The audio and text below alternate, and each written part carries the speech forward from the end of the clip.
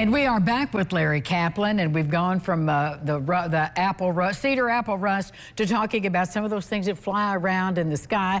And when I had a wooden deck back in the day, carpenter bees, they were just my constant companions. Yes, carpenter bees are out and about right now, and they are an interesting insect, but they do a lot of damage to wood. Here's a picture of what they do to a board of wood. They will actually bore in with a hole that's just a little bit smaller than a dime, perfectly round.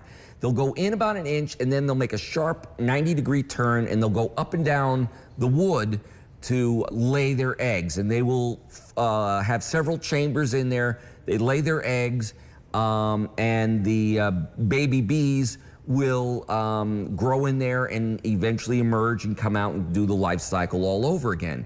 But this can cause a lot of damage to decking, barns, and so forth. Really does. They will also attack dead wood in trees. So if you see it in a tree, that branch was dead anyway, so don't worry about it. There's not a lot you can do. Theoretically, some of the literature says that, if you paint the boards, the bees won't go through it. Bull. They will go through it anyway. The only thing I have found that really works is getting some of those carpenter bee traps. And you can buy them at almost any hardware store. You can make them yourself if you're so inclined. That's more damage. Next slide. Oh, yeah, the difference now. Because, I am confused as well. So. Okay. The carpenter bees are flying around now, and people are all worried about them. But we also have bumblebees, which look about the same. They're about the same size. Carpenter bees have a shiny, smooth abdomen. That's that bottom third, two-thirds of the insect. Whereas bumblebees have a fuzzy, often yellow abdomen. So, if you see a bee with a fuzzy abdomen, leave it alone. That's a good bee. It's a bumblebee. The carpenter bees are also doing a little bit of pollinating, but they're doing so much extra damage. You don't want those around you. And they won't hurt you. They won't sting you. No, carpenter bees will fly at you, but it's usually the male dive bombing you to chase you away from the female's nest. Right. They don't sting. Unless you do a Steve Irwin and try to grab one by the wings and say, "Oh, crikey, look at this."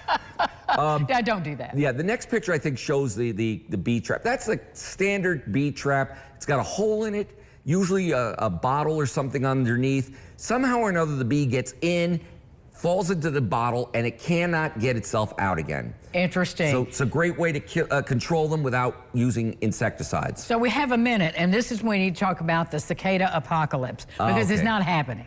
Right. Later this month, we are going to see the emergence of a brood of 13-year cicadas in southern Indiana.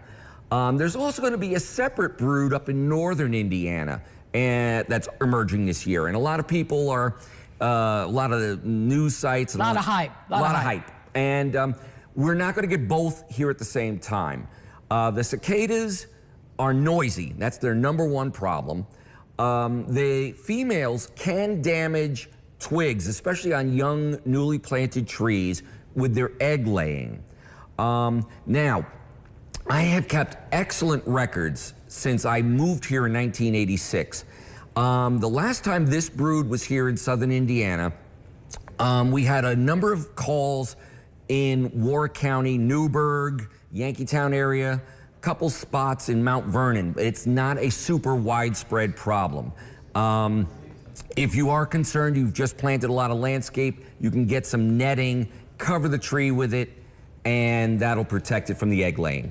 Okay, very interesting. Not going to be as bad as all the hype. Thank you, Larry. More lifestyles right after this final check of the weather.